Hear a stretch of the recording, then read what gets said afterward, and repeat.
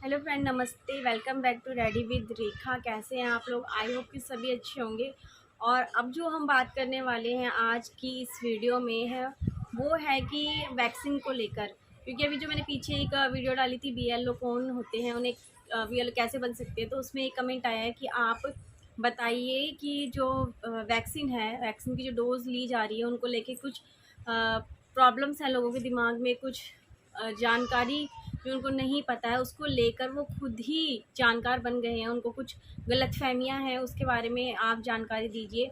ऐसा एक कमेंट मुझे आया है। और ये भी पूछा गया है कि क्या सेकंड डोज लेने पर भी उन्हें रजिस्ट्रेशन कराना पड़ेगा? अगर घर में 4-5 मेंबर हैं और फ़ोन एक ही यूज़ होता है तो ऐसी कंडीशन में रजिस्ट्रेशन कैसा होगा?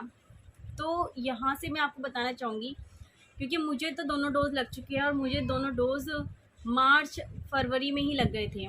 फरवरी में ही लग गए थे मुझे दोनों डोज़, मतलब फरवरी तक मुझे दोनों डोज़ लग चुके थे। तो और अब चल रहा है जुलाई, तब से लेकर अब तक बहुत सारे चेंजेस भी आए हैं। क्योंकि जब मुझे डोज़ लगे थे, मैं दिल्ली की बात कर रही हूँ, मुझे और स्टेट का पता नहीं। तो दिल्ली में क्या था, दिल्ली में ये था कि सबसे पहले जितने भी हमारे कर्मचारी हैं जो ग्राउंड लेवल पर काम कर रहे हैं, बिल्कुल फील्ड में हैं, उनको सबसे पहले वैक्सीन लगाई गई थी, जिसमें Asha worker, anganwadi workers, helpers, hospitals के डॉक्टर्स, नर्स, एमसीडी डिपार्टमेंट से, पुलिस डिपार्टमेंट से, सिविल डिपार्टमेंट से, जितने भी सोशल वर्कर हैं उन सभी को ये डोजेज़ लगाई गई थी। और उनका रजिस्ट्रेशन जो था वो बहुत पहले हो चुका था, बहुत पहले, मतलब वैक्सीन आने से, वैक्सीन कब लगनी है उसका कुछ अता पता नहीं था, और उससे पहले ही उनका रजिस्ट्रेशन हो चुका था आधार कार्ड से।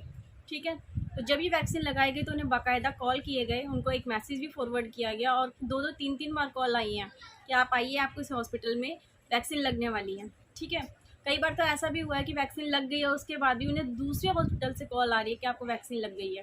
तो मतलब बहुत ज़्यादा उस पर काम किया गया था। ठीक है, उस समय।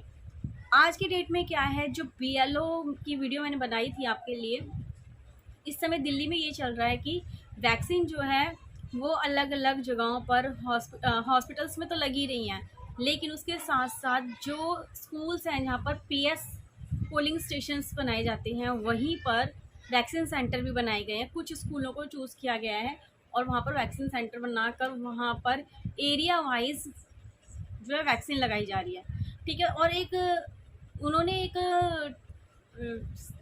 एज टाइम सेट किया है, एज सेट की है कि हम पहले 45 प्लस को लगाएंगे, जब वो कंप्लीट हो जाएगा फिर 18 साल वालों को लगाएंगे।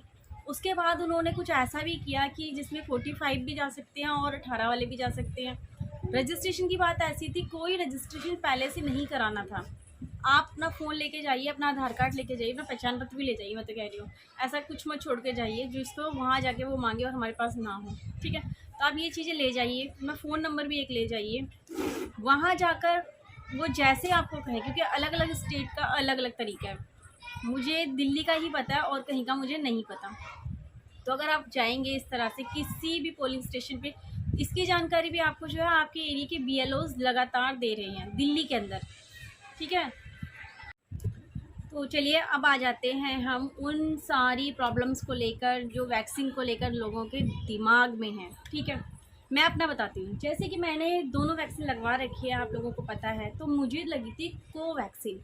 कोवैक्सीन लगाने के बाद कहा जाता है कि थोड़ा बुखार आता है, थोड़ा हाथ पे पेन होता है, और इसको झेलने के लिए थोड़ी ताकत होनी चाहिए, थोड़ी एनर्जी होनी चाहिए, फिर तो कुछ प्रॉब्लम्स भी होती हैं। ठीक है, लेकिन जब मेरे को वैक्सीन लगी तो मैं आपको झूठ नहीं बोलूँगी, मैं दिखने में वीक हूँ, तो सबको डर था। मेरे हस्बैंड को इतनी ज़्यादा टेंशन हो रही थी कि जब मुझे वैक्सीन लगने वाली थी तो उन्होंने मुझे 7 से 8 कॉल कर दी वैक्सीन लगने से पहले। उनको ये डर था कि कहीं इसको वैक्सीन लगे और ये बेहोश वेहोश ना हो जाए, तो फिर कैसे करेंगे हम लोग।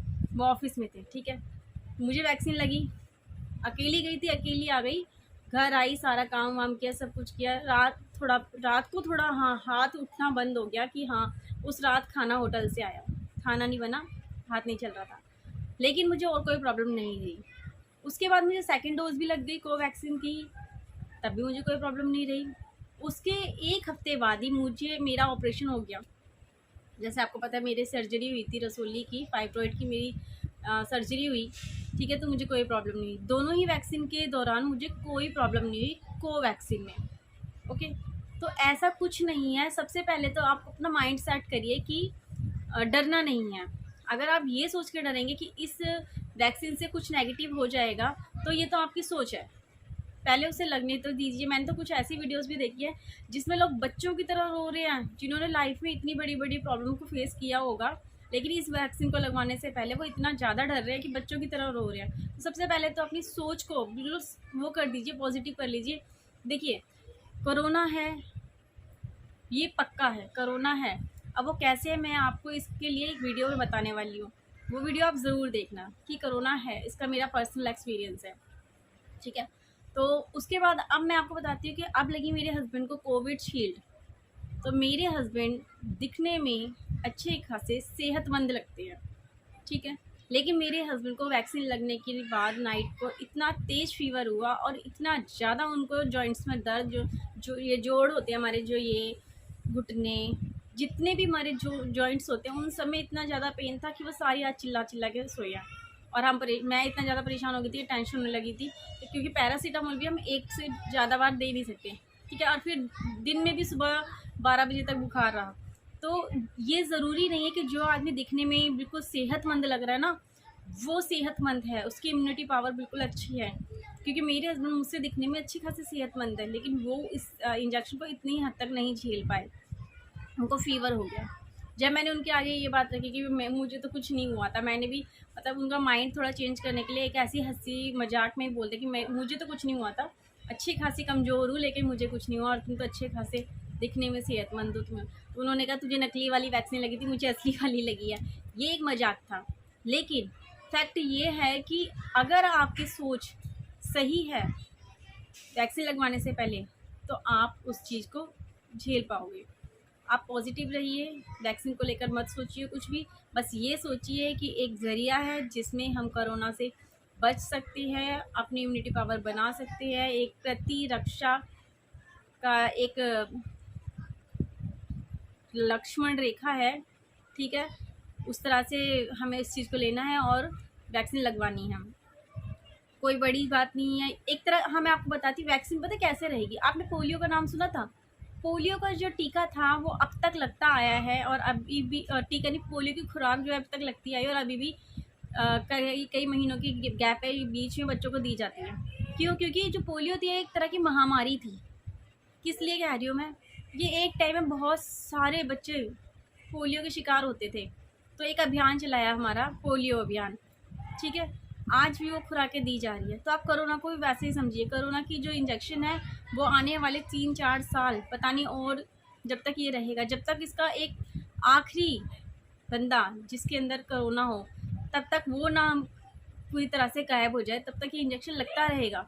तो बस इस चीज़ को ज़िंदगी का हिस्सा समझ लीजिए, और जिसकी ज़िंदगी ऊपर वाले ने तय कर रखी है, जितनी ज़िंदगी उसको जीनी है धरती पर, उतनी ज़िंदगी वो जी कर रहेगा। कोरोना भी क्या बिगाड़ लेगा उसका, ठीक है ना। तो ऑल द बेस्ट जो लोग भी वैक्सीन लगवाने जाने वाले हैं, और बिल्कुल मत डरिए। रजिस्ट्रेशन दिल्ली में तो नहीं हो रहे हैं फ़िलहाल में, और स्टेट का मुझे पता नहीं, सॉरी।